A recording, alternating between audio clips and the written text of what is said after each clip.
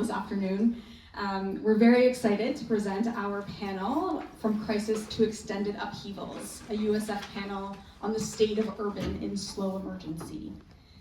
And we've gathered together today a group of panelists who've recently completed projects funded by the Urban Studies Foundation's Pandemics and Cities grant, or are a USF trustee themselves.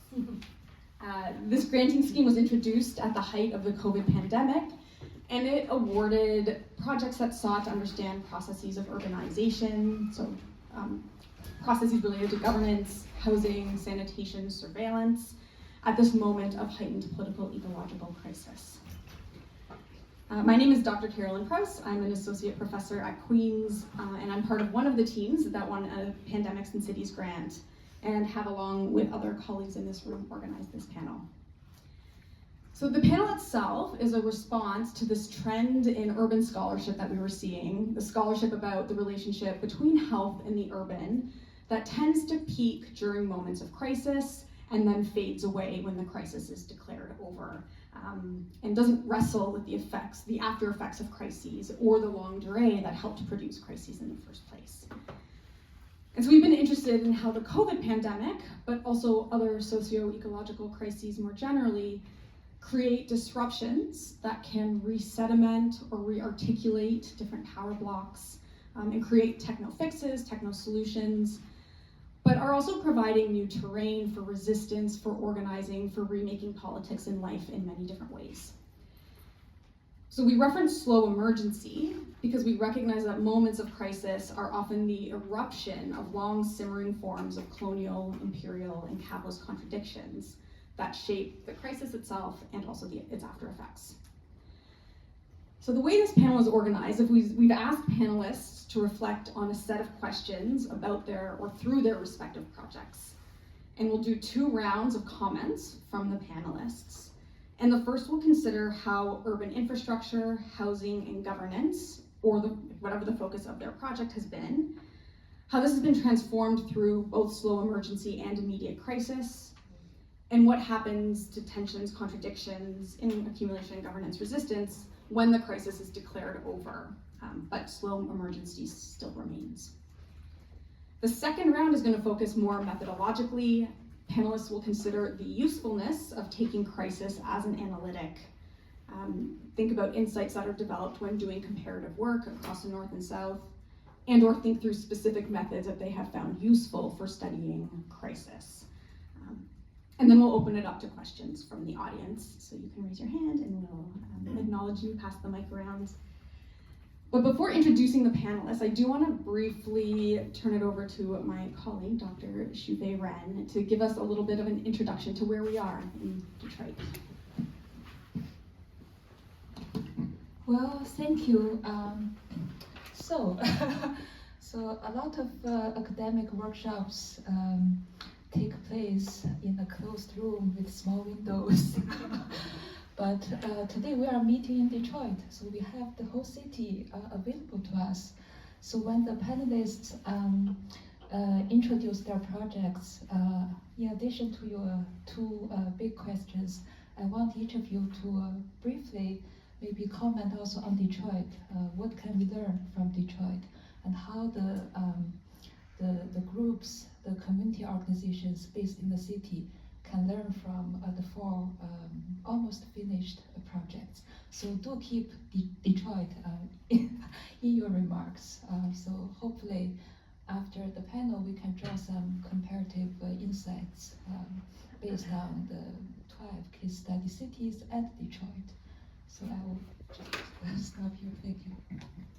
Thank you. So I will introduce the panelists, and then I think we're just going to go this way down, if that's okay. Or Ray really wants to do popcorn style. No, I don't. I'm not committed to anything. We'll see how it goes. We'll start with Rafi and then see who wants to go next. So I'll just go down the line here. So Dr. Rafi Arefin worked on a project with me, with Josie Whitmer, with a couple of other folks. We have some originals in the room here. Chris Reimer is here. We have a couple of current research assistants, Vanessa and Moniki is here. And so we work together on a project about how private firms are remaking wastewater surveillance into new frontiers of accumulation. Next, we have Dr. Fiona Enciano, who is from the University of Western Cape in South Africa and worked with Melanie Lombard and Carlos Tobar on a project about how community-based organizations have responded to pandemic measures to foster resilience in highly unequal cities. And then we have Dr. Rajay Kyle from York University in Canada, who was working with Shufe Ren, Philip Harrison, Hilary Birch, and Graham Gotts. And the focus of their project was how municipal governments and civil society have sought to alleviate the effects of COVID-19 through new partnerships. So focusing on the governance aspect of city in emergency. And then we have Wang Goi Kamari, who is not, well, you didn't receive a Pandemics in City grant, but is part of making some decisions around grants because is a USF trustee, and we're very lucky and happy to have her with us. So she's from American University, Kenya, USF trustee whose own work focuses on urban spatial transformation and management in Nairobi, and uses a political, ecological, and Black radical tradition to do so. And then finally, we have Ray Baker from the University of Cincinnati, who worked with Alexander Ferrer, is that right? Yeah. And the focus of their project was on housing insecurity and tenant activism emerging from the COVID-19 pandemic. And they have a copy of their new book here, which is very exciting. So we'll hear a little bit more about that, I hope. And with that, I will just pass it over to Rafi to get started. Do you remember the questions? Yeah, should I repeat the question? If you want to repeat the question, you have it right there. Our first question we're going to answer is how have urban infrastructure, housing, governance, surveillance been transformed through slow emergency and more immediate crises? So through funding from the Urban Studies Foundation, our team really worked closely to examine the urban political economy and ecology of wastewater surveillance programs.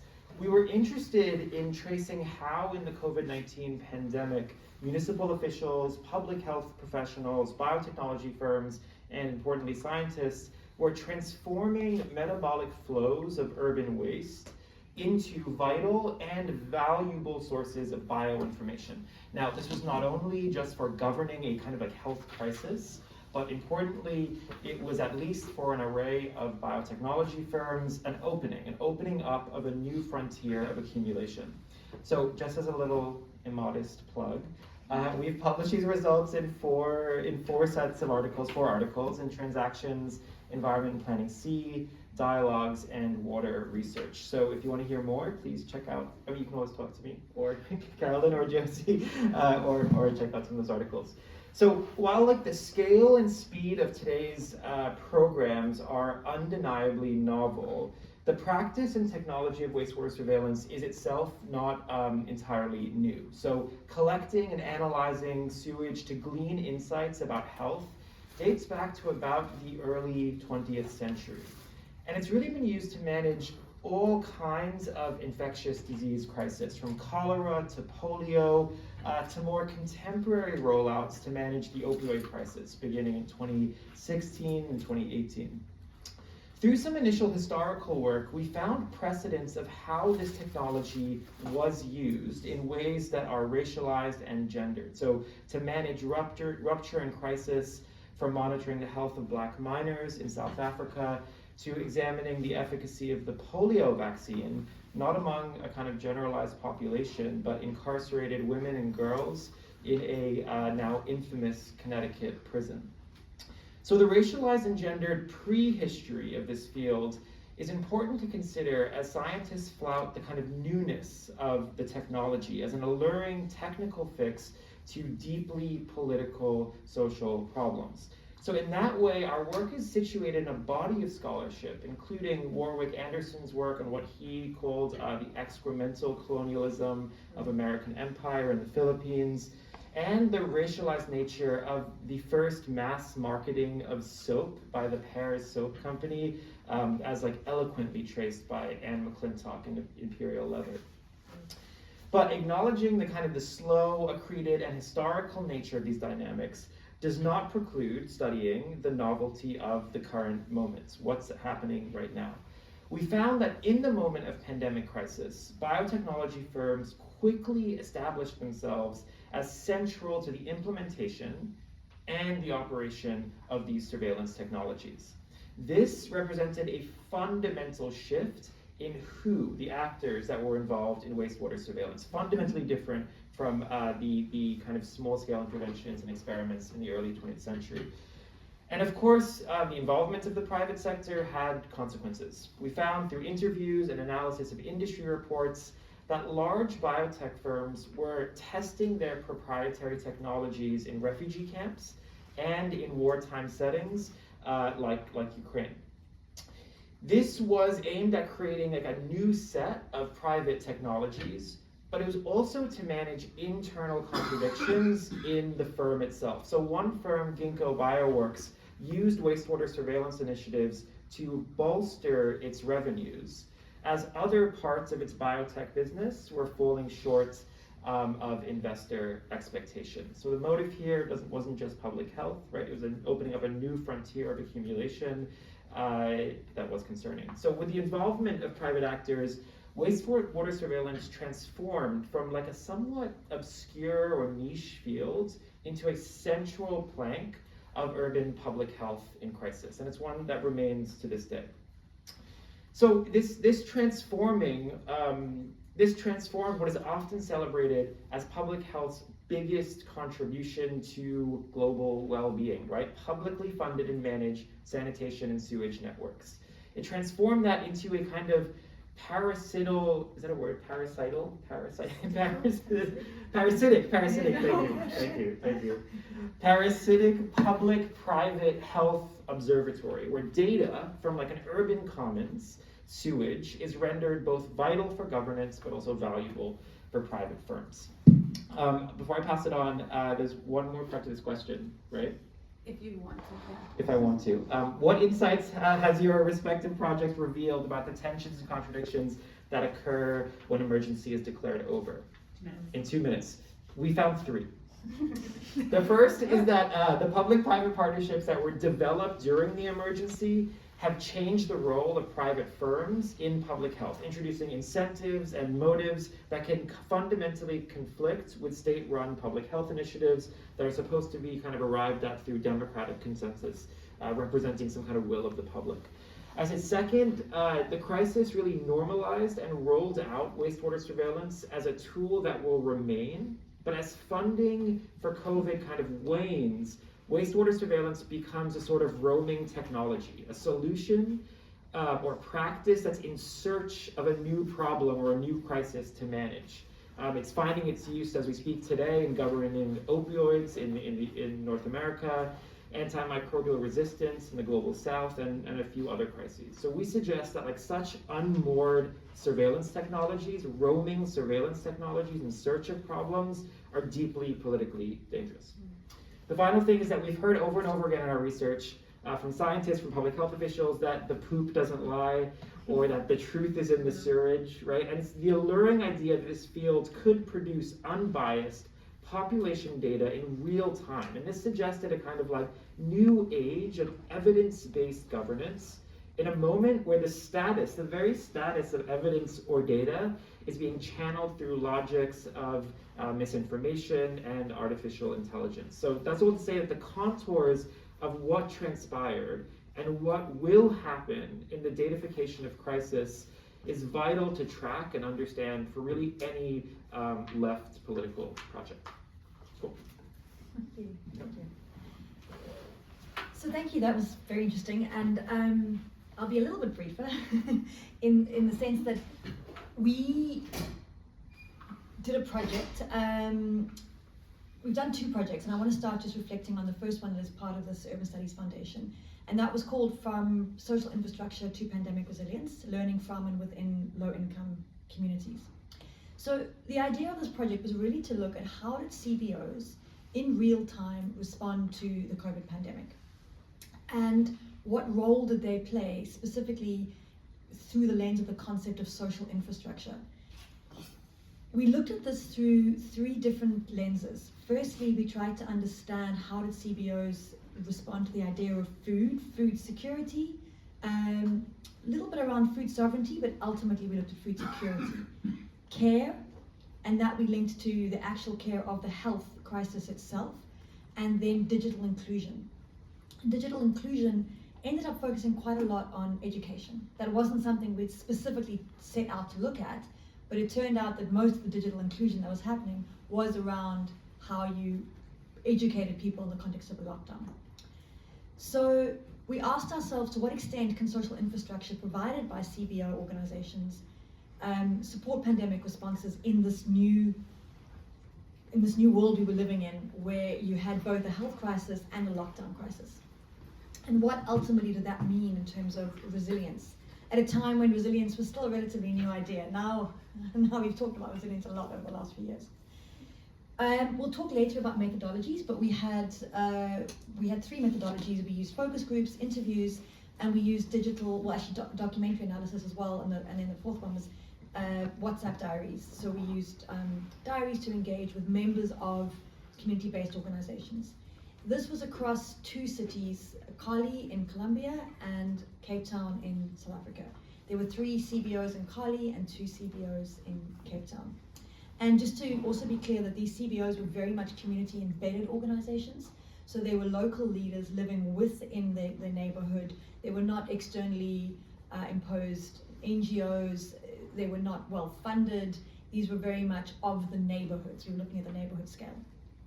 So we had, I would say, 3 key, we had many findings, but there are 3 I would like to reflect on today in relation to the questions that were raised.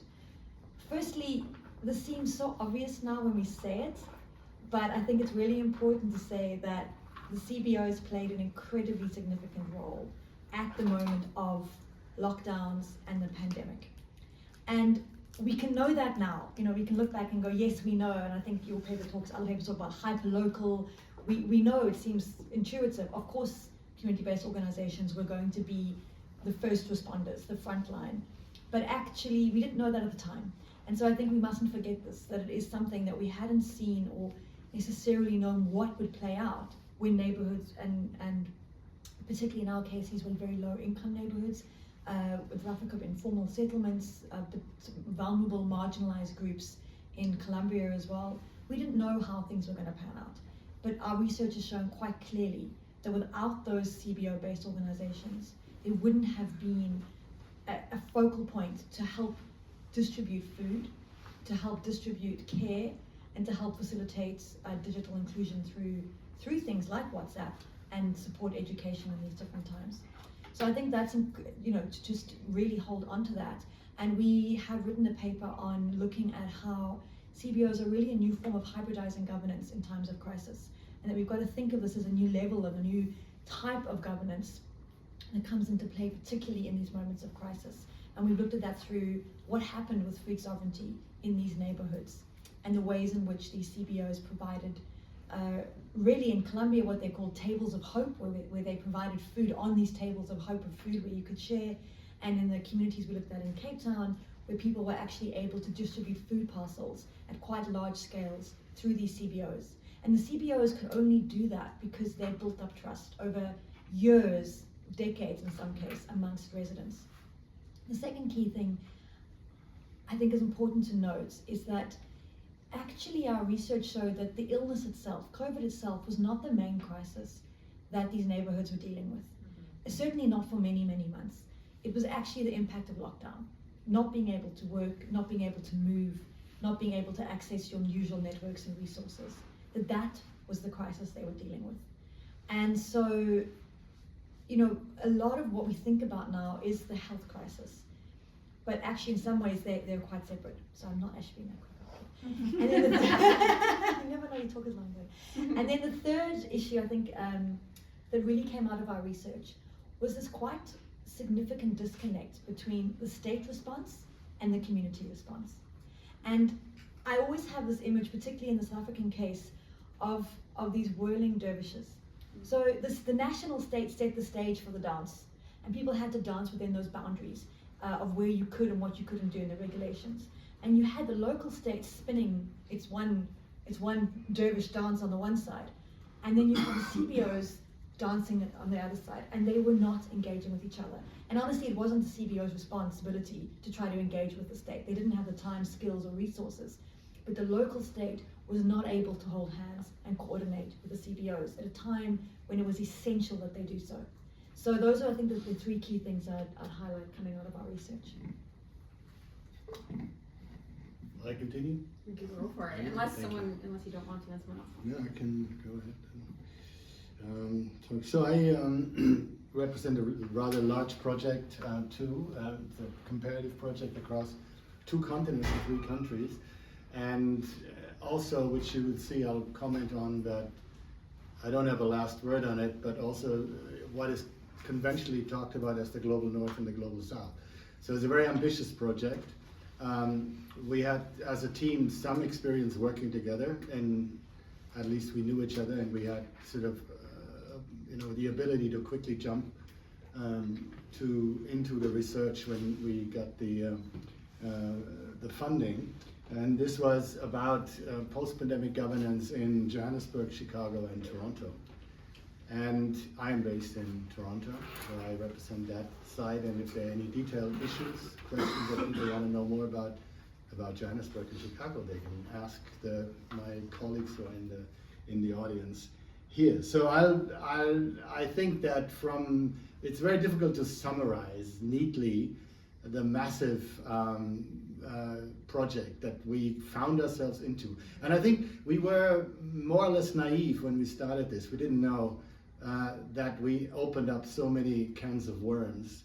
And I'll get to one of those in a minute, which relates well to what Fiona was just talking about. But we kept it, we just wrote a 55,000 word article. And then we realized that there is no journal for that. So we cut it down to like whatever 35,000 or something, and we send it to one of those journals that takes these kinds of, and it's under review. And we put together a book proposal to then use the basis of those tens of thousands of words to have a book. And we are very impressed with Ray's book that Ray's going to talk about in a minute. So that it can be done, but we were overwhelmed to some degree by the massiveness of what we found. And so the starting point for us was we wanted to find some way of a common language and to talk about something that was common to all of us, and that was about lockdown. So we did a short paper about lockdowns right at the beginning, and we realized right there that lockdowns meant very different things to those 3 locations, and for all the reasons that you just mentioned, but they also meant very different things to the people in those 3 locations. And that helped us focus and sharpen our tools when it came to questions of who is the state, what is the government, what is local government, what is the community. It's not so clear what is a community-based organization. It's quite a different story in different contexts. And I'll talk about this if I have the time, when we can collectively talk about it, what is race, right? In the United States, in South Africa, and in Canada, the word race is deployed quite differently in these different contexts. So we talk in our work about patterns of vulnerability, very important. So we did not specifically talk about mobility or infrastructure or housing as a topic across the 3 cases, but we touched on it, and we found obviously that questions of, we're in a global housing crisis, but it has different meaning in different places. But the housing crisis is never, and the pandemic showed that, never separate from the mobility crisis. And that showed particularly in the lockdown, because those people in a place like Toronto, which operates on a regional basis, that had to get to work because they were essential workers, they were often in very vulnerable positions where they lived, but they were also in vulnerable positions how they moved around the city. So we had to see those things in some form of relationship. Particularly through the case of Chicago, introduced by Shufei, we came to this topic of hyper-local politics, which was really interesting to us, because we found out that what is hyper and what is local was very different in those different places, and how you define the scale and scope of the politics that we were looking at was defined by very much by the government architecture, but also by historical patterns of struggle. You know, South Africa is a different country in that sense because it's like young in its politics in many ways, different from the United States in 2 minutes. So we had to make these comparisons across. We also found out, and which is also already somewhat talked about, that this idea of a crisis is different in those 3 locations, and what a slow emergency is different, particularly amongst the vulnerable populations that were hit by COVID. But when they were hit by COVID, already had multiple other things to deal with. But they were different in those 3 locations, and we looked at that in a variety of ways. One focus that we found interesting in this context was this question of data that we spent a lot of time talking about and are writing about a lot. And one of the things that was particularly interesting was, again, the question of race-based data, which in the United States, for example, seems almost common. It's like part of the deal that this is a country which very much defines itself through race. In Canada, people want to avoid talking about race, but in South Africa, which used to be a country defined by apartheid, one would assume that race is also something that is as prominent to be talked about as in the United States, but it isn't. It's talked about quite differently. So we have to find a common language even across these 3 very similar cities, which are very diverse cities, right? What is race and difference and diversity in those 3 cities is very, very nuanced, and we had to understand that in many ways. And lastly, we also were interested in all 3 cases in the regional dimension, about regional governance. So we threw open the question of post-pandemic governance as urban governance to the regional scale, and we tried to understand to what degree the regional scale in particular was relevant. I think I'm out of time. Yeah. I have more things to say in the conversation than what we learned for the post-pandemic time, but I'll leave that for later. Hi everyone. I definitely did not get a USF grant, so I apologize if you, yes. But actually I had applied for this series before I became a trustee, but your projects are way cooler than the project that I was aspiring to hand in. But I think what I'll talk about today briefly is, at the time, I'm from Kenya, and at the time that lockdown was declared for us, which was, I think, much later than most people, maybe, I'm not sure about South Africa, just the experiences of lockdown, and I captured some of this in an article called Outlaw Nairobi versus the Pandemic. So what I mean by Outlaw Nairobi is, in my own work, I think about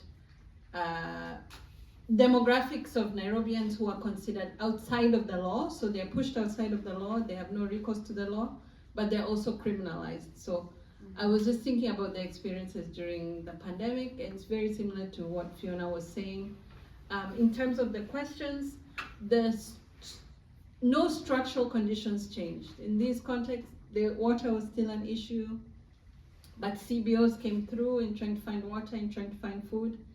And some of the small-scale water sellers actually reduced the cost of water, reducing their margins to try and make it accessible to people, but it was a coinciding factors of no structural access to water and a drought because of climate change, so it was quite difficult. And at that time though, and I hope I'm answering the questions, there also, in the news, there was an article that was titled, "They are killing us more than Corona," because the emergency response became the emergency rather than COVID, because it allowed for more police surveillance, because people can't social distance. If you live in the area where I work, in America, do you say acre or hectare? Acre. So in an acre, there's maybe 500 people. So there's no social distancing. So the police are just coming, another excuse to be heavy-handed in communities where you can't social distance. So their response was worse initially than COVID. But in our case, there were large and I'm going on for a long time, even if I can get a project, so I should stop talking. But from the outside, there were large declarations that Africa is just going to die. All of these Africans are just going to die. Bill Gates was like, everyone will be dying on the streets. Oh my God. They have no health care. But in a strange way, that didn't transpire. But it's not to say that people didn't lose their lives, that it didn't exacerbate the conditions already of really, really grave conditions. But it also, that kind of politics also allowed that we are then forced to take on policies adopted writ large from Europe, where really, really low income households are told, if you're going to be a community health worker, you need to have 2 rooms in your house. You don't have 2 rooms in your house. You have to buy your own PPE. So there were all of these inequalities that are exacerbated and policy mobilities that didn't make sense. But in the end, I think it was like Roger was saying, another crisis. This for us was not, the crisis was the lockdown, but certainly people were dying, and because of the conditions, you're not able to discern what this person died from, you know, because they were not able to go to hospital. There were many of these issues, but there was also a lot of disaster capitalism, lots of rich Kenyans hoarding oxygen in the house. It cost so much to get a COVID test. At that time, a COVID test in Nairobi was $100. I'm just trying to convert, which is like someone's monthly income. It's almost a minimum wage. So there was lots of disaster capitalism, which really compounded crises. And just by way of conclusion and response to the question, structurally nothing changed. Kenyans still don't have water. Disaster capitalism is rife. Healthcare is even worse than before. But I think it really showed the capacity, unfortunately, for people to be resilient, because they shouldn't have to be resilient all the time, but the desire to just hold community and do what they can in these emergencies. Thanks. Well, thank you for the Urban Studies Foundation for the grant money that made all of these projects possible. But I have a physical.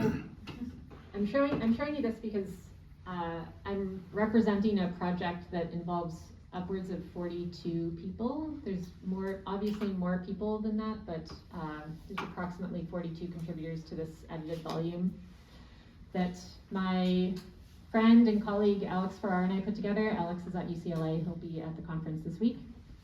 And this project does very largely address tenant organizing, tenant activism, and the way that people needed to respond to the housing crisis that arose out of experiencing the first pandemic of our lifetimes. Get ready. But the contributors to this particular project are people who are constantly involved in housing activism, housing research, and housing organizing. In 2015 and 2010 and 2018 and today. So when we created this project, we reached out to people who we knew were housing scholars, housing activists, and doing very frontline work, and said, well, the housing crisis changed, and now it's a pandemic, and we need to stay in touch with one another to learn what we're doing to get through this. So we think about crisis, housing scholars think about crisis as something that is forever. It's something that is inevitable, it doesn't end, it changes over time. It's also something that is sort of normal and cyclical, just like recessions are within capitalism.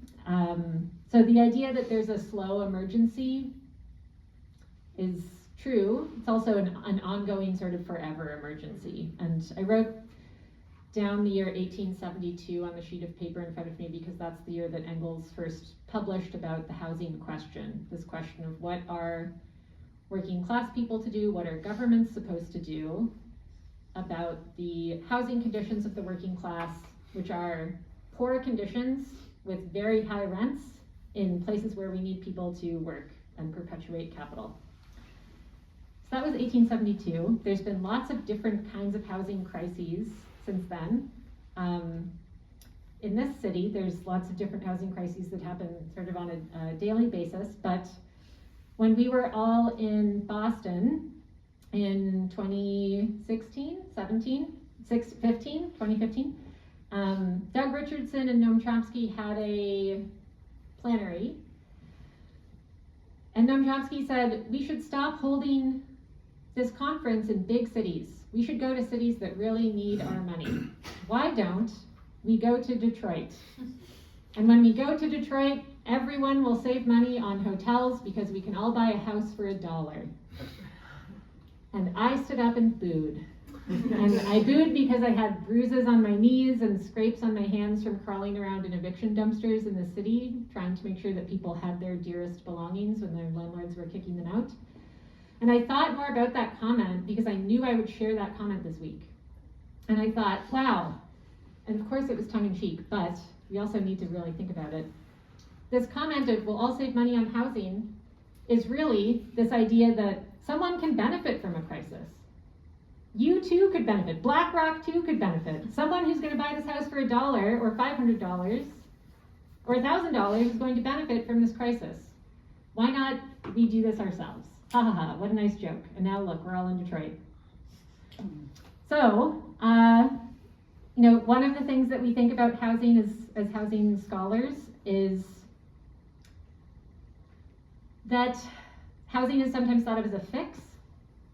Housing is sometimes thought of as a capital fix. It can be a way to address someone's most basic human needs, to provide them with housing.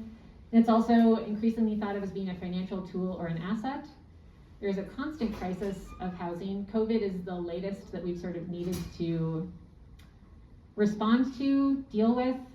It's been the crisis that has really changed the way that things like eviction proceedings take place internationally. Eviction proceedings that used to require in-person court dates suddenly didn't require court dates at all. They were suddenly happening online. And also this idea that people would be ticketed and fined for being homeless during things like shelter-in-place orders. So not having housing suddenly became, it's now criminal to be homeless in this country to begin with, but prior to the Supreme Court making this decision a few years ago, at the beginning and onset of the COVID-19 pandemic, disobeying shelter-in-place orders through homelessness did result in ticketing, and people were ticketed and fined for not having housing. So, what's this other sub-question? Insights, perspectives. Well, I have written down that the removal of shelter-in-place orders arrived at a moment that's particularly important from the perspectives of people who were involved in this project. It was a period in this country and in other parts of the world where people suddenly really wanted to make sure we were responding accordingly and proportionately to the police killing of George Floyd. People suddenly started to piece together that housing inequality, not suddenly, but new ways of thinking about it. Housing inequality, policing violence, police violence, and how people are criminalized through protest really formulated a lot of the ideas in this book through all of our contributors. And some of the people that we think alongside in critical housing scholarship are Kim Moody, who writes quite a bit about city governance and the restructuring of industry and how that has a very particular way of changing urban housing stocks. Then also Colin Ward and Amy Strzesnik, who help us think about vacancy and how vacancy can be redistributed in a pro-social, radical way to make sure that people have access to housing. This is in their work on the United Kingdom and New York City, respectively. And then also Hannah Dobbs' work on the radical politics of occupation. I think I'll leave it at that. Thank you.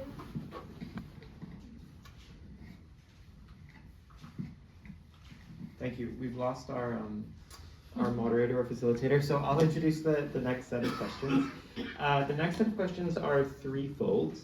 The first is, what is the usefulness of taking crisis as an analytic? So in most of our disciplines, there's a problematizing or pushing back against kind of this idea of crisis in the first place. Crisis for whom?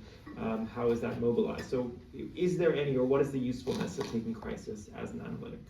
The second question is, what insights does comparative work reveal about the nature of crisis in or across the global north and south? And then the final question is, what methods and methodologies have you found most fruitful for gleaning how different actors at various scales navigate crises? And why have you found these effective? I will take up just one of these questions, so you don't have to answer all of them. You can answer one, you can dwell on one. I'll take up this first one. What's the usefulness of taking crisis as an analytic? I'm going to actually continue down the road of the housing justice scholarship. It's actually, I think, where I've learned the most about this descriptor crisis, and then I'll connect it back to some of our work on wastewater surveillance. So in lots of recent texts on the housing crisis, authors and organizers like Ricardo Tranjan, David Madden, and Tracy Rosenthal, and Leonardo Vilches argue against a crisis framing, against this analytic for housing, right? They say that such a framing obscures that housing markets are not in crisis. They're working, and in the words of these authors, they're working exactly as they're meant to, right? Transferring wealth through rents. And rents are a modality of how class is lived and experienced in cities across the world. This is straight out of like the housing justice kind of 101 scholarship. And I think this insight is really important, right? It's a claim about a claim about this claim of crisis, and then it introduces an alternative descriptor, the everyday functioning of exploitation and its role in reproducing class relations and capitalism. So it's not asking us, I don't think at least, maybe Ray, you can correct me here, but I don't think it's asking us to never say the word housing crisis. But instead, right, to say it and then realize how it's being used, how it's being mobilized, and to whose benefits. And so in urban political ecology, we learned something actually quite similar, right? We learned that our tools allow us to make claims about urban nature, and then also make claims about urban nature itself. So do both at once. Making either is kind of insufficient. I think when you take home some of these tools from housing justice and urban political ecology into our work on health and health governance. So in our work on wastewater surveillance, we asked how the crisis moment rendered sewage vital but also valuable. We also asked who benefits from the datafication of wastewater through surveillance in crisis and who is harmed. So the argument here is, rather than just like reject descriptors of crisis based on kind of representational claims, crisis for who, how long is the crisis, was the colonial encounter the original crisis? So instead of just rejecting the descriptor of crisis, we need to kind of really engage them, take them apart, and then actually put them back together in ways that are recognizable, but maybe fundamentally different from the apolitical crisis talk.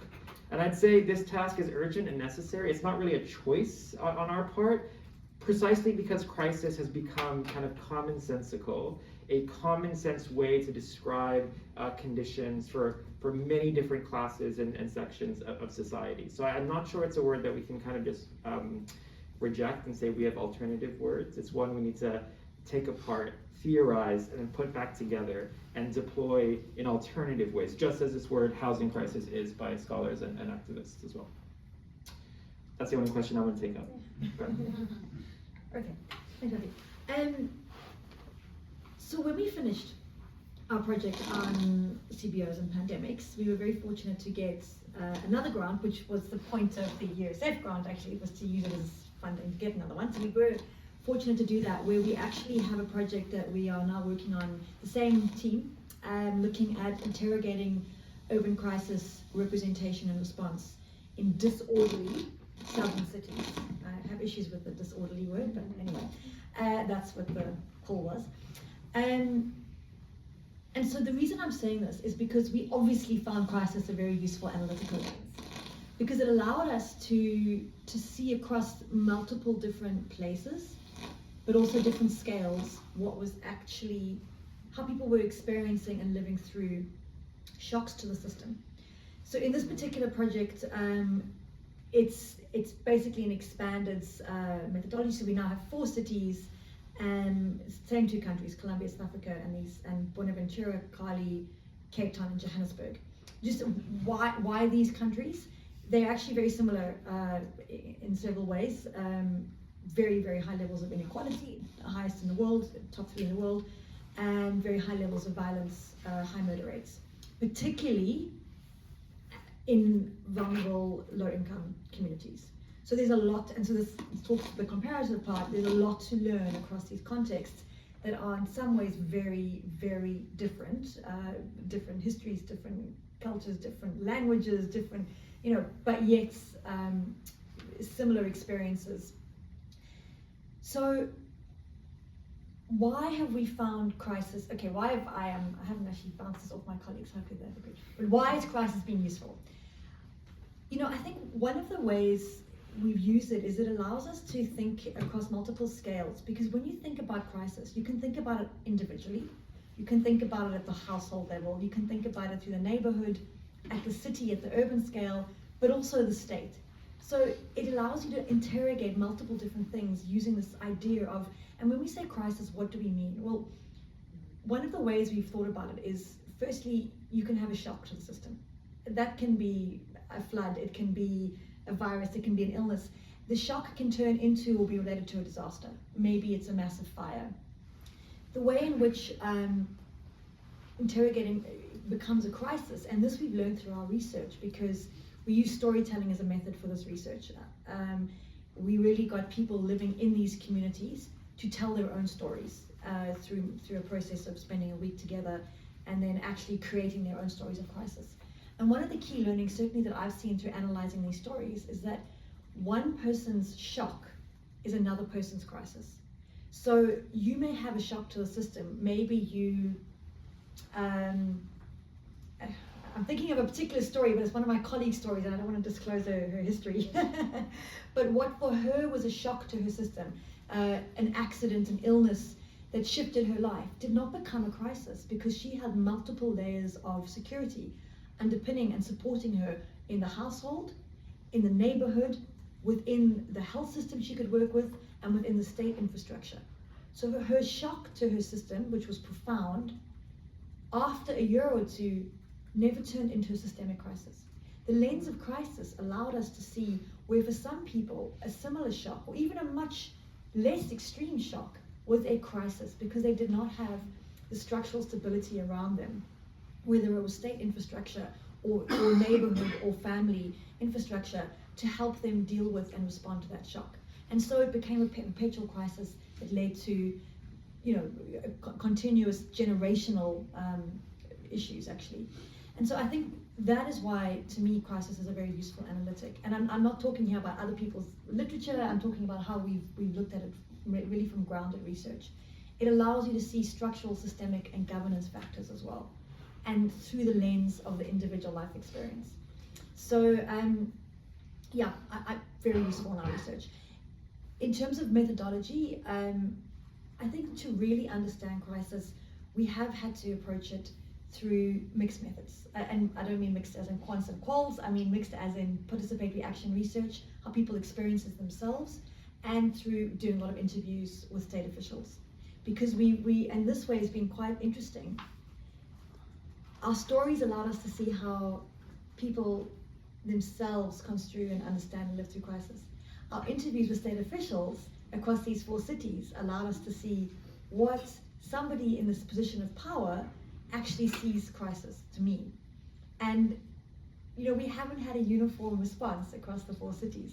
And in fact, not even in South Africa, Johannesburg and Cape Town, we thought we would have very similar findings, and actually my colleague Charlotte Mansky, she did the research in Johannesburg, I've done the research in Cape Town, and in fact they don't respond, they don't even understand or conceptualize crisis in similar ways. Cape Town, a crisis is a disaster. No matter how many times you ask what does crisis mean, they would talk about disaster response management.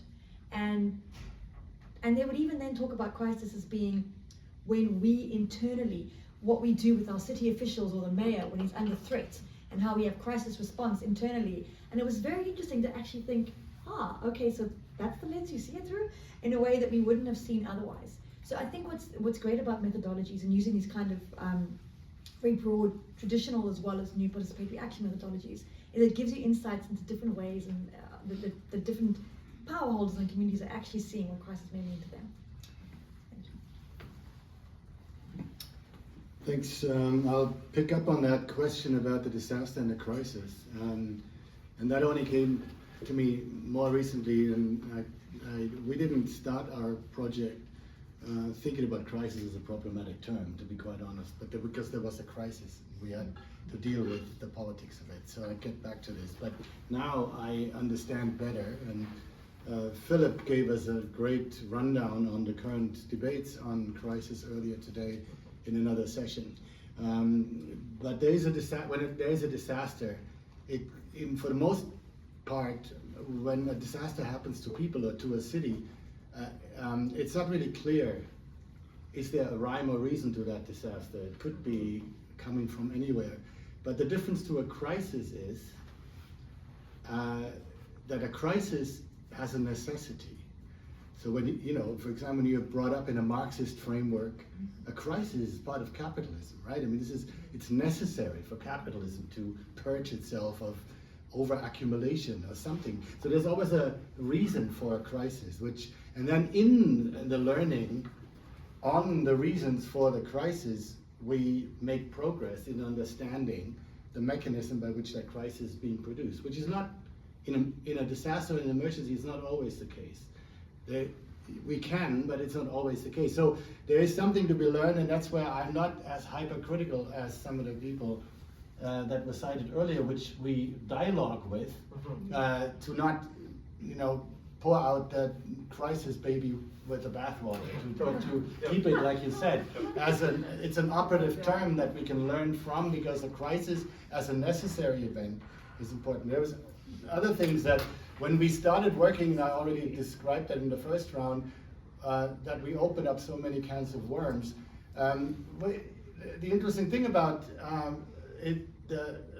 the moment when we picked this up was, of course, urban studies itself was in a crisis.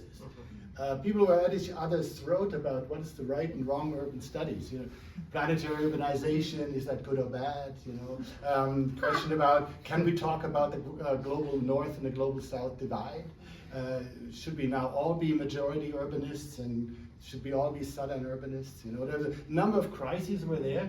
But the interesting thing about the COVID crisis was that, in contrast to Ebola, for example, which we studied in a different context, and in contrast to SARS in 2003, which only affected a few parts in the world, COVID actually was everybody's crisis.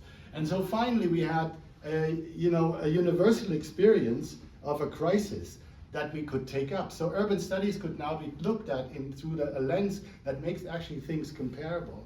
And out of the universality of the COVID crisis came new opportunities, new possibilities of thinking across these divides that we had in the last decade in urban studies, in urban theory. And also it helped very much so, rather than putting each other and putting ourselves into categories and say, you do this, I do that, and you don't understand what I do, and we can't compare these things across these divides.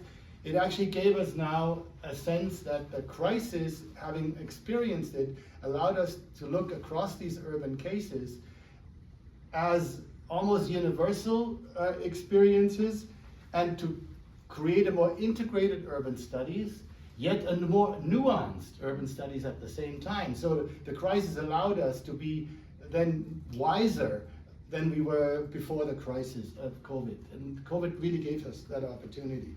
In work that I've since done, and I'm in dialogue with my colleagues here in this room about this, but I've since done some work conceptually with Ross Beveridge and Mariam Lashkari, and we, rather than focusing on crisis as a term, we said, let's not talk so much about crisis, but let's talk about the politics of crisis.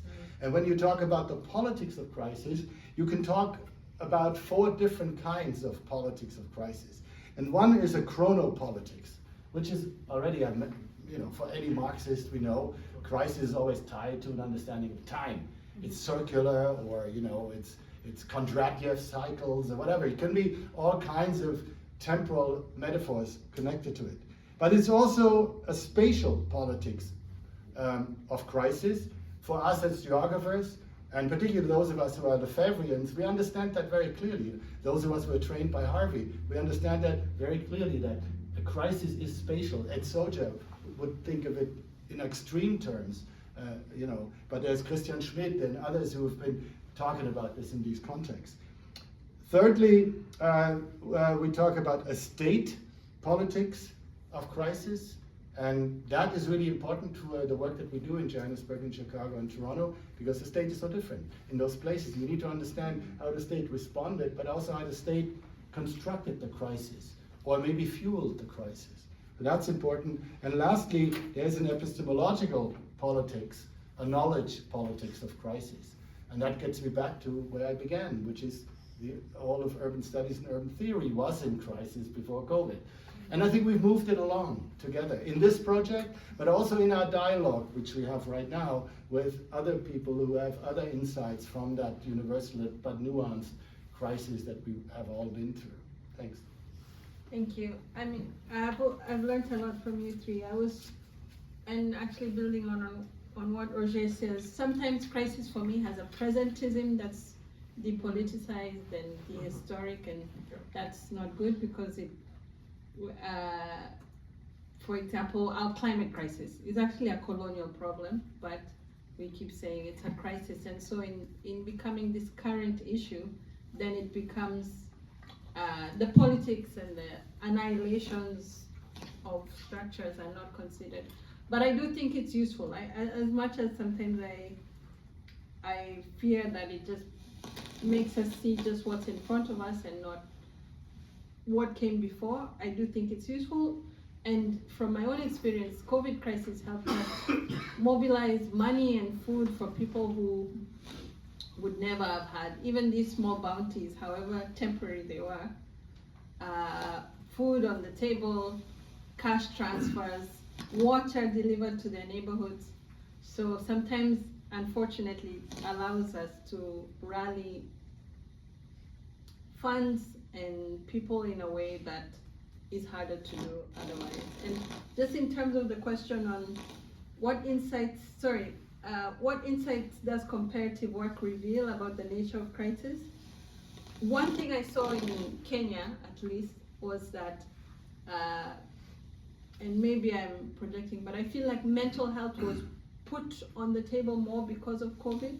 And since then I've seen more discussions around mental health, I think stemming from that locally in Kenya. I think that can allow for more cross-geography relational conversations. And I also think that COVID also really illustrated the heightened inequality that exists everywhere, and especially in geographies that are always saying we're doing so much to fight inequality. Well, really, it's really a very great problem everywhere. So I think comparative work allowed, at least for me, to see important work about mental health in contexts where it's not talked about, but unfortunately highlighted this grave inequality everywhere that needs collective conversations.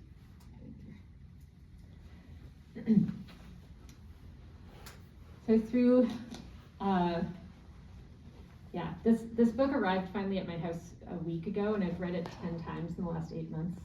So I don't need to read it again. But having read it so many times in the last year, editing it, one of the things that comes to mind comparatively throughout this book is acknowledging when we are welcoming crisis and creating it ourselves.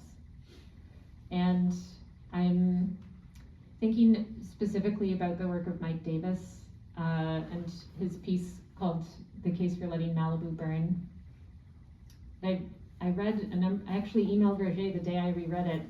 I a few months ago when all of the fires were happening in Los Angeles. And this is just sort of one example of thinking about when a crisis is sort of accidentally welcomed, when we refuse to acknowledge the flora and fauna of a landscape, the political ecology of a landscape, the topology of a landscape that makes a fire tunnel, and we say, instead, what we're going to do is build luxury housing and expect things to be just fine, because nothing bad happens to rich people. But there are other ways that crises in housing get created, things like refusing tax abatements to particular kinds of developers, constantly offering them to others, refusing to require particular percentages of income-based units in new developments creates an ongoing crisis, and city council then scratches their head and said, well, what are we supposed to do? There are ways that housing crisis gets created over and over. I'm for using the term crisis because people live in housing crisis all the time. If you'd like to find someone in the city who wouldn't say they're having a housing crisis, go ahead and try. Another sort of comparative thought is that people, and I said this earlier today, people often respond before government does to their own crises. Be that they're helping a friend, they're helping a family member, helping someone on the side of the street. And something that the COVID-19 pandemic allowed for us to do is see how people respond to collective, or as Roger said, universal crises. And people took that up through things like developing rental assistance funds for each other, doing court support and eviction defenses, finding ways to keep people safe when they were forced into parks and living in large encampments together and defending encampments against police raids. What do I have here?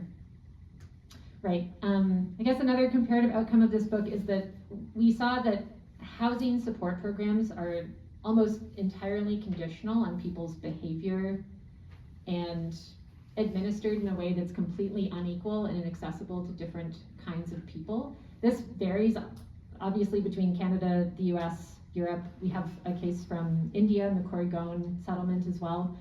But the kinds of restrictions that people have placed on them in order to receive basic access to temporary, completely insufficient housing is very dehumanizing. There's also this crisis of constantly dehumanizing people in order for them to access housing that is subpar and is going to be taken away from them again. And also this idea that individuals are always held responsible for their own housing. So even when neighborhoods are wiped out through fires, when neighborhoods are destroyed through bombing, entire cities are destroyed through bombing, when floods sweep away communities, there's this very contentious discussion within critical housing scholarship and among activists of who is responsible for housing. Is it you? Are we each individually responsible for our own housing? That is mostly what we're dealing with right now. You're responsible for your own housing, pull up your bootstraps. Is it that the state should become responsible for housing and completely take over housing provisions? Is it that there should be a different kind of distribution of vacancy that becomes sort of, collectivized, communalized, cooperativized, whatever? And then there are people who say that there should be a completely 100% decommodified form of housing, and that would resolve all forms of crisis. But there's a very big sort of rift within housing scholarship and housing activism about this. That we were able to really see through the comparative work of looking at the 17 different cities that are in this book, 5 different countries that are in this book, and how all of the different activism that unfolded was in response to government programming, lack of government programming, really increased repression of activism by the police, and people also doing this work while we're responding to and trying to protect ourselves and our neighbors from getting sick. And then just lastly, the methodological question. That the methods that come out in the chapters in this book are varied, vast, and largely are emergent in that they're responding to the immediate moment of emergency that they're in, be that an eviction, people getting sick, people having a dumpster brought onto their front lawn to remove them from their housing. And our methodologies were very much based in the necessity of learning as quickly as we could from ourselves and from people in other cities to make sure that we were sharing our strategies, sharing our knowledge, sharing our methodologies, so that we could respond as well as we could, not for the sake of research, but to make sure people were staying alive, to make sure people were not dying.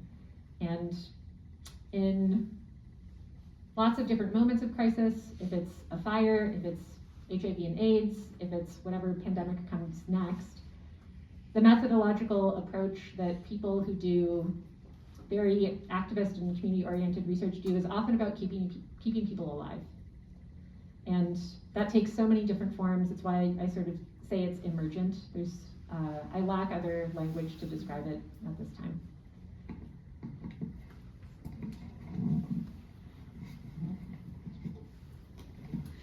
Thank you, everyone. For those of you who haven't been here all day, we've had a long day of really amazing and intense conversation, and for people to keep pumping out the brilliant thoughts is quite impressive. So thank you, everyone, for doing that. Are there any questions from the audience? Or comments? Comments or questions? And from the panel as well, if anyone wants to keep building on each other. Thank you very much. Very interesting. Of course, on top of my thinking about crisis is the current crisis we are in by crossing border to come here.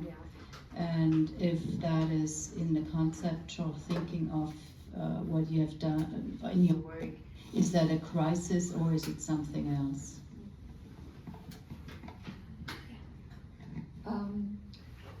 Thank you.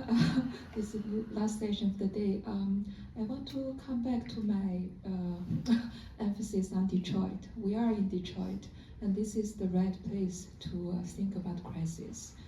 It's a city that has had many rounds of different kinds of crises.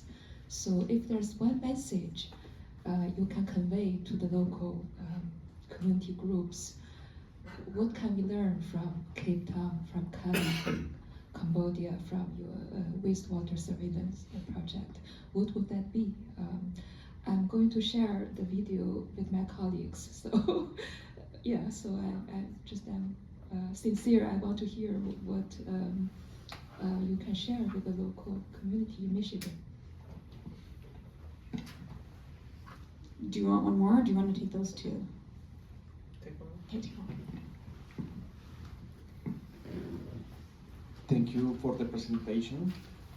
I am thinking in my students, and I want to know more about the relation between crisis and capitalism, because it's a common critic in the Latin America, but I want to know more about that.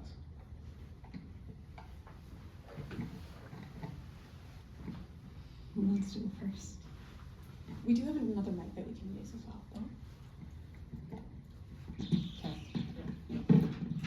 Can I say something not fully formed about Detroit, if that's okay? You know, I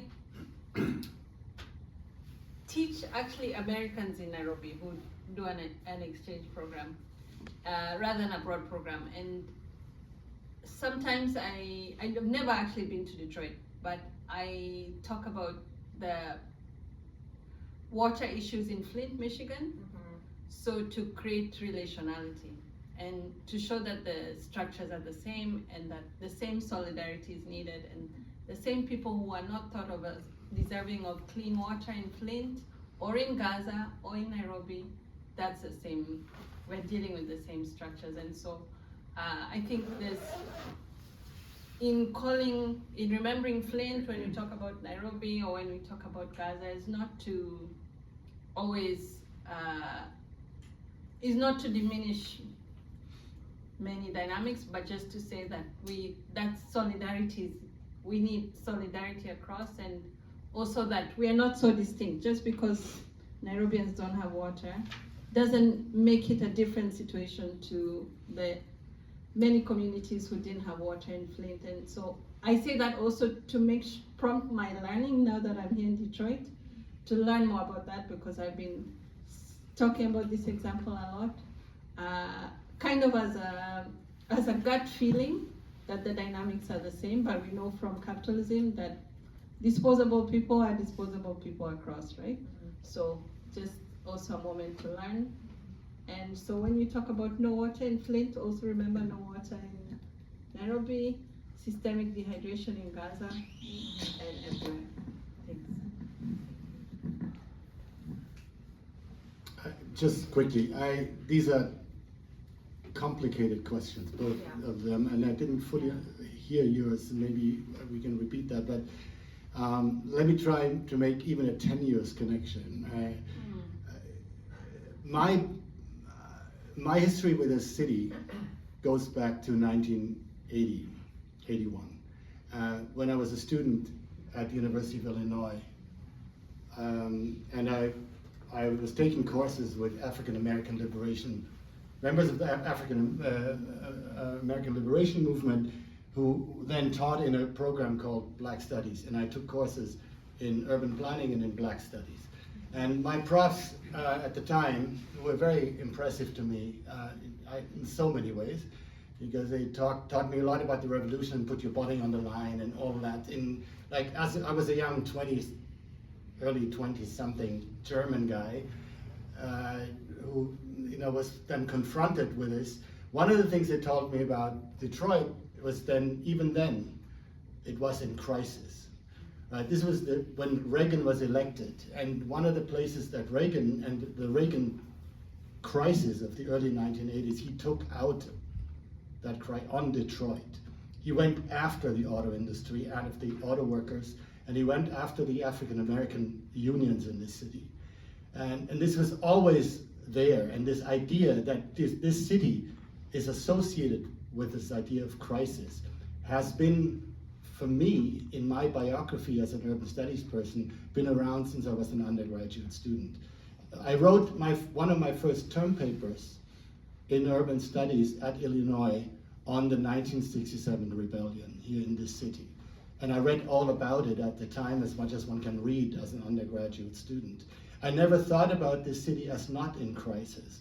So this is not a new thing. So whenever I came here over the last, what is it now, almost 50 years, 45 years, every time I come here, I think back about 45 years of building my own. And this goes back to this idea of the epistemology of crisis, the question about should we use this idea of crisis. I cannot come to this city without thinking about the crisis. But the funny thing is that for the last 35 years of those 45, I've lived on the other side of this border. And I've never been as self-conscious about this border as this time when I crossed it. And I crossed it by land, which I normally do when I come to Detroit. I've never flown here, but I've always crossed it. And I've been very self-conscious about this. And the reason, if someone who we all hear a lot about, and I won't name his name, says that they don't care about that line, that is just an accidental line, that Canada is on one side and the United States on another side. Why is there this accidental line? It all should belong together. If anybody has ever traveled from Windsor to Detroit, or from Detroit to Windsor, or from, for that matter, from Tijuana to San Diego or the other way around, and to think about the fact that these borders, to talk about these borders as accidental and meaningless makes no sense whatsoever. Because you know immediately when you step foot in this city that you're not in Canada anymore. Or when you step foot in Windsor, coming from this side, that you're not in the United States anymore. You know that this is different. And the interesting thing about this is, of course, that in the COVID crisis, a lot of us were shown borders and boundaries in our lives in so many different kinds of ways that open up possibilities for us to think differently about the urban context and the landscape in which we actually live our daily lives. We talked earlier about this notion of urban life. And urban life in Detroit is currently, but has for as long as I have been alive, and I think I'm the oldest guy in the room, has always been in crisis, and it has always been a border city, right? These two cities, Windsor and Detroit, have defined each other in their complexity along this border, and what we're currently going through is just one iteration of this crisis, which is probably, apart from the prohibition crisis in the 1920s and early 30s, is probably the most fundamental of this border crisis. So I cannot answer your question about the crisis in Detroit without thinking across the border the way Uta asked the question. And I think these two questions are very much connected to each other.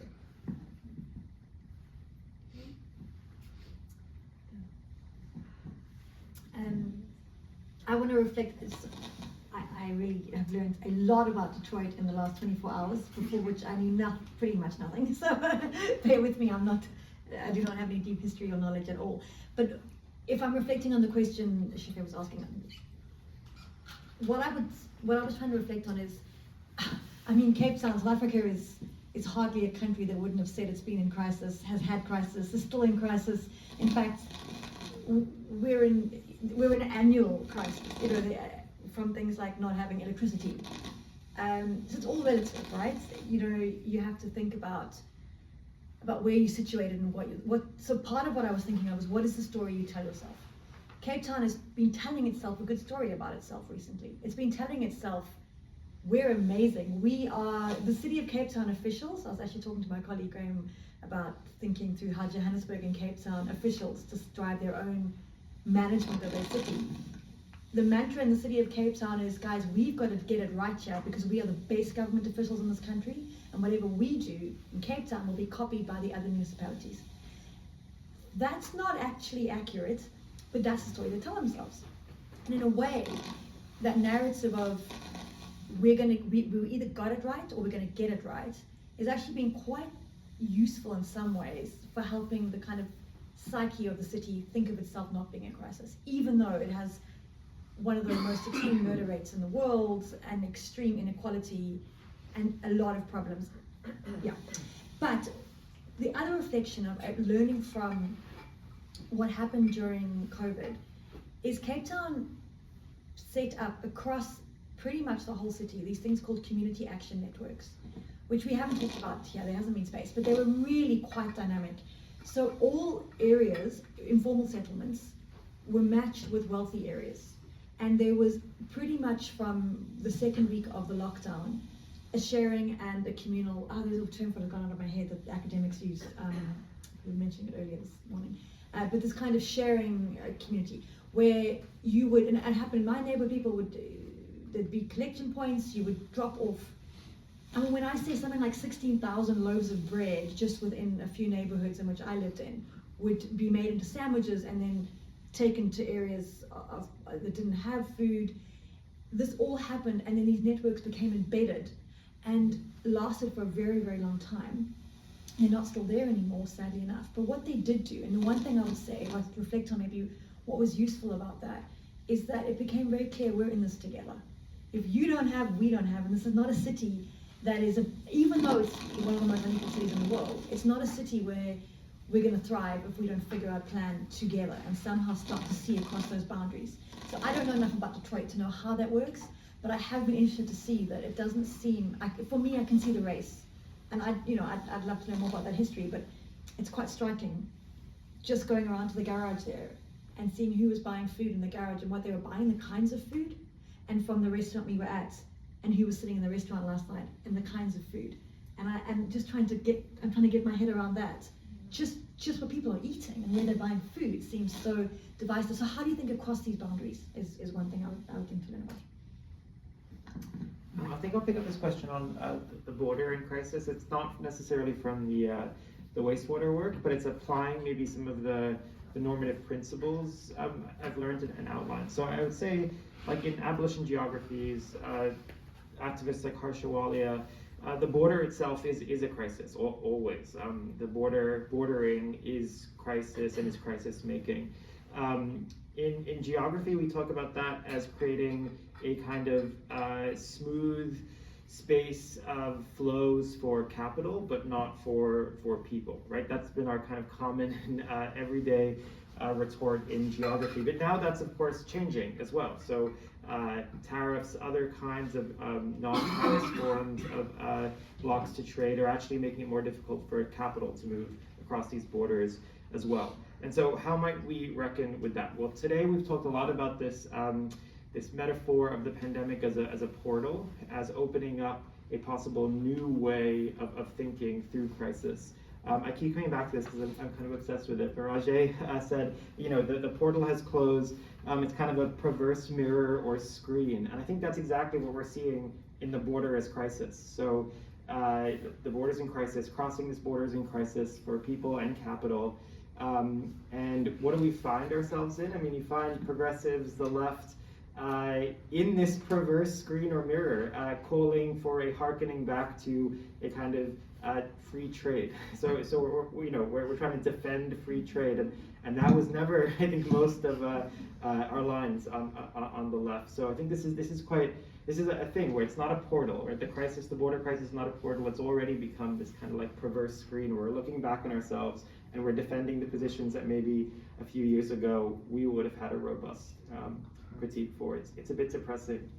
I'm putting myself down as I'm saying it. Right? Maybe you have a better. All right, everybody.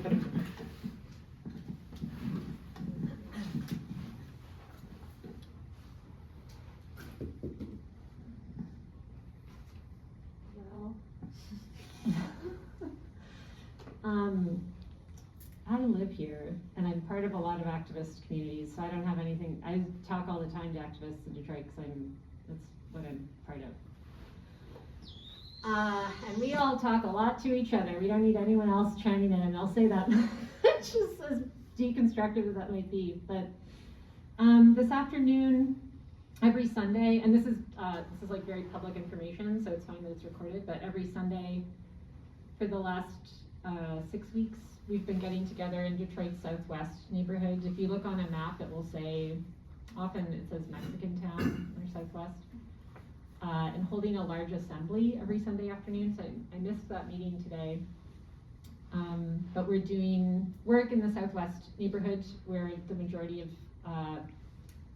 the city's Mexican and Latin American immigrants live, to put together a sort of rapid defense network and support network to make sure that people are still able to get groceries, that their kids can get to school, that people can leave their homes without getting picked up by ICE, Immigration Customs Enforcement.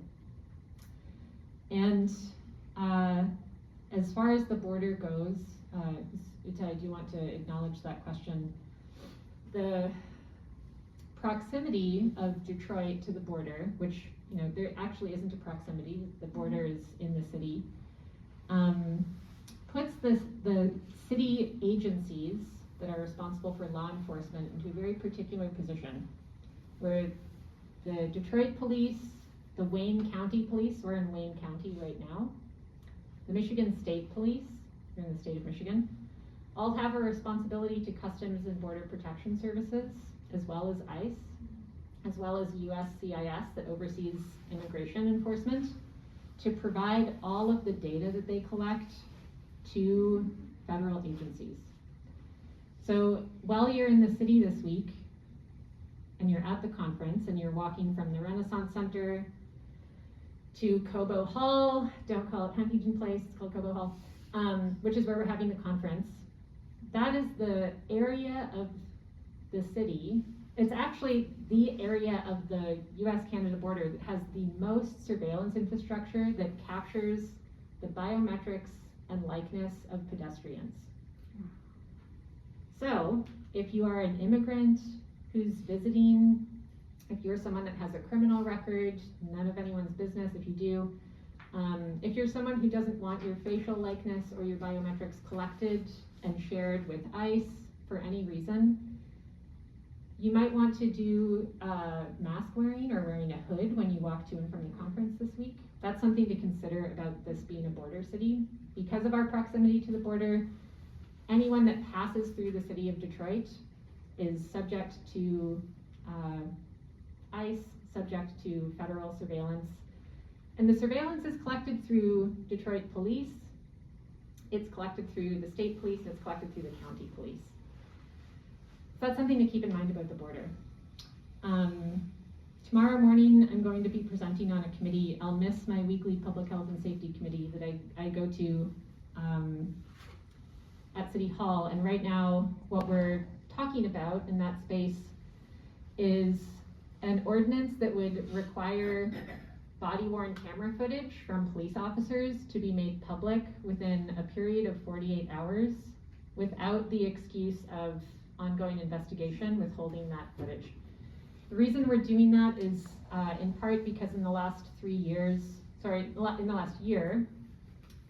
there have been 3 shootings by police that have resulted in death exclusively of tenants who are in landlord-tenant disputes. There's been lots of other murders by the police of people in the city, but in landlord-tenant disputes that the police actually have no jurisdiction to respond to in the city, they are arriving on scene and using aggressive force, and it's resulting in the murder of tenants.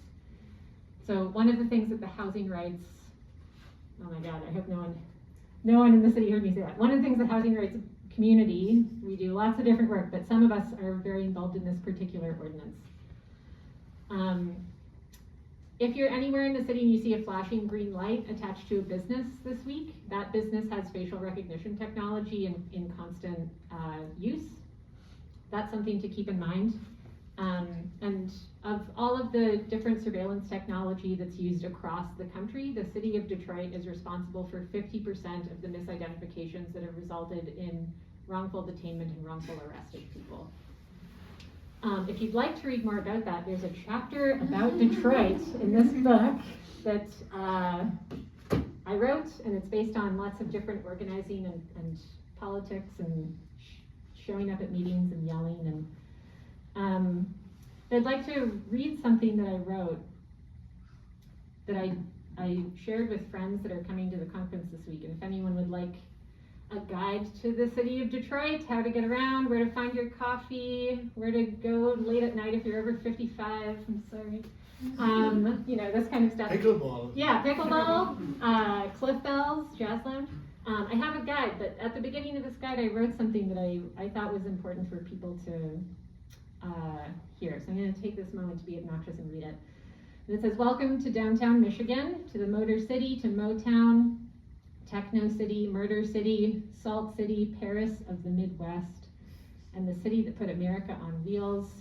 North of the border, USA, Hockey Town, the D, 313, the Renaissance City, the Arsenal of Democracy, where the river bends, the place of many beavers, and Wawayatomo.